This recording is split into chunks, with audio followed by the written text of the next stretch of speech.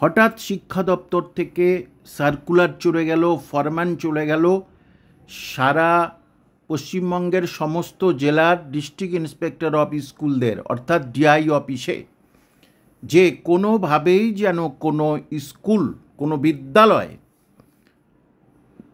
Upper primary, নবম দশম বা একাদশ দ্বাদশ এই 3 শ্রেণীতে কোনো আংশিক সময় বা পার্ট টাইম লেকচারার না, পার্ট টাইম শিক্ষক যেন নিয়োগ না হয়, অথবা কোনো ধরনের গেস্ট শিক্ষক যেন নিয়োগ না হয়। এবং এটা পরিষ্কার করে বলে দিয়েছে শিক্ষা দপ্তর সমস্ত ডিআইদের। এটা গতকাল শুরু হয়েছে এবং আজকের সেটা তার এফেক্ট হয়েছে।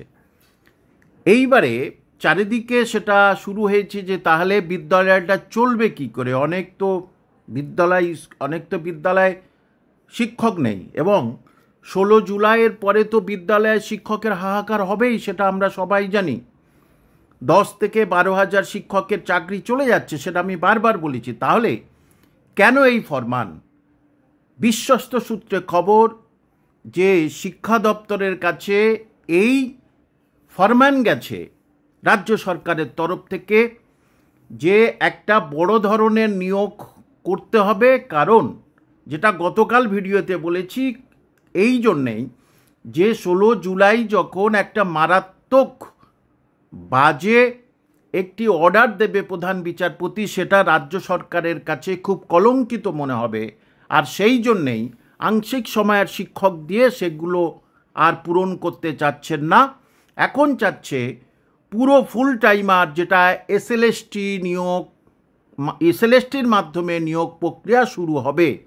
এটা শিক্ষা দপ্তরের সূত্রে খবর এবং রাজ্য সরকার অনেক দিন ধরে এটা চিন্তা করছে যে জুন মাসে তো দিতেই হতো হাইকোর্টের নির্দেশ মেনে। যা হোক করে জুলাই মাস পর্যন্ত টেনে নিয়ে গেল সুপ্রিম কোর্ট, কিন্তু আর কিছু করার নেই, তাই বিজ্ঞপ্তি আমাদের দিতেই হবে। আপনারা হয়তো ভাবছেন এটা কতটা সত্য। 16 জুলাইয়ের পরে নিশ্চিত বুঝতে পারবেন, কারণ আপনারা নিশ্চিত জানেন জুন মাসের 4-5 তারিখের মধ্যে সমস্ত বিদ্যালয় খুলে যাচ্ছে। সেখানে বিদ্যালয়ে শিক্ষকের অভাব, ছাত্র এবং শিক্ষকের যে অনুপাত সেটা নেই পশ্চিমবঙ্গে।